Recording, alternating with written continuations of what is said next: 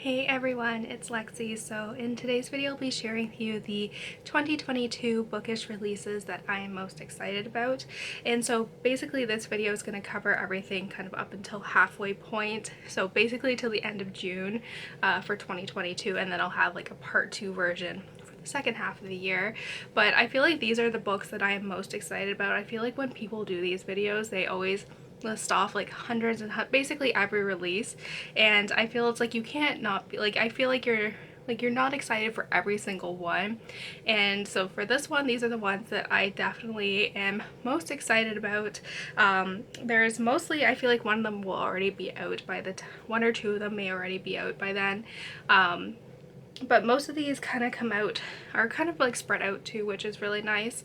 But the way my school, like, they just are really bad with setting up the contracts and everything for the semesters, so I won't be paid until end of February anyway. So my last paycheck was like the second week of December, so I've gone basically, at that point I'll gone over 2 weeks or 2 months without getting paid because the school is just very disorganized.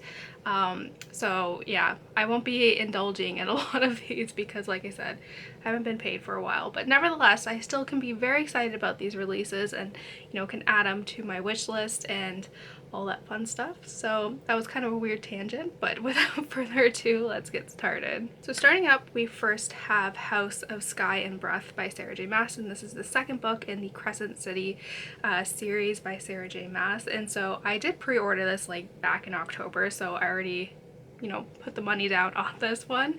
But I'm super excited for this one. Like, me and my friend read this. It came out right around the time when the whole world went on fire in March 2020, and we finished it, I kid you not, in a week. So I'm expecting to kind of, you know, marathon through this. I'm just so excited. Basically, this takes place in a metropolitan world where there's a mixture of humans, fays, angels, werewolves, like different kind of fantastical creatures reside in this city. And within the first book, the main character's best friend ends up getting murdered, and so she ends up getting approached by kind of a angel who is part of like the investigation thing, who wants her to kind of help find out what actually happened and why her friend was murdered, and it kind of goes off from there. It's a very complex kind of fantasy series, but me and my friend are really excited. We'll be doing this for a book club pick. But yeah, this is probably like, we've been talking about this book for like a few years now, so I'm finally looking forward to actually physically holding in my hands. Coming up in February, we also have The Silent Sisters by Robert Dugoni, and I think this comes out on the 22nd.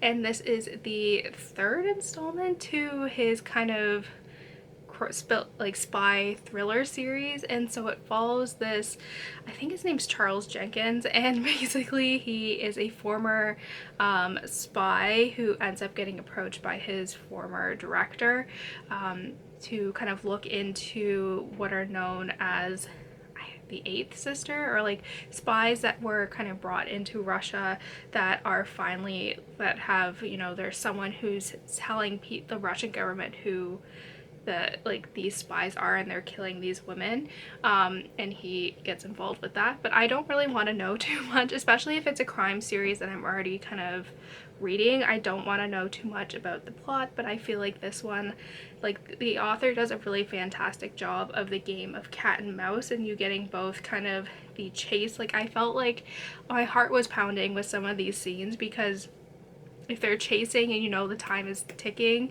and you want that main character to get out okay, like, you get the perspective of kind of the bad person and then the main character, and he does that kind of flip of perspective and narration point of view really well. And it just, like I said, I don't really enjoy that type of genre as like movies or anything, but I think like he does a really good job in this book, and it's just a lot of fun. So I can't wait to see what the next installment has in store. This is probably one of my most anticipated releases of the year, and it is The Diamond Eye by Kate Quinn.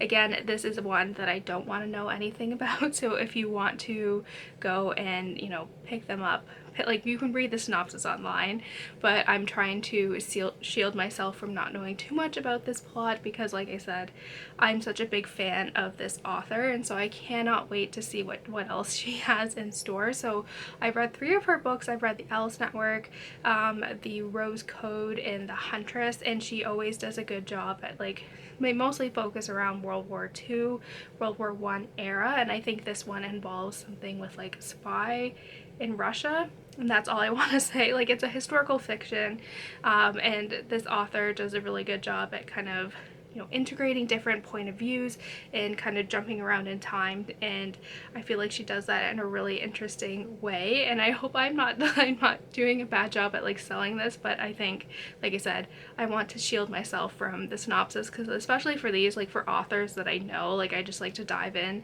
not knowing too much about it. So yeah, if you're interested, if you like historical fiction, if you like World War II historical fiction specifically, then you can go read the synopsis online. And the last book that I have on here is The Office Bffs, which comes out May 17th, and this is basically a memoir, I want to say, that is written by Jenna Fischer and Angela Kingsley, who were Angela and Pam on The Office, and I do love their podcast series. I'm such a big fan of The Office. Like, we watch The Office, like we go through where we watch the entirety of The Office every year, and so we are currently on season 3 again in our yearly rewatch of it.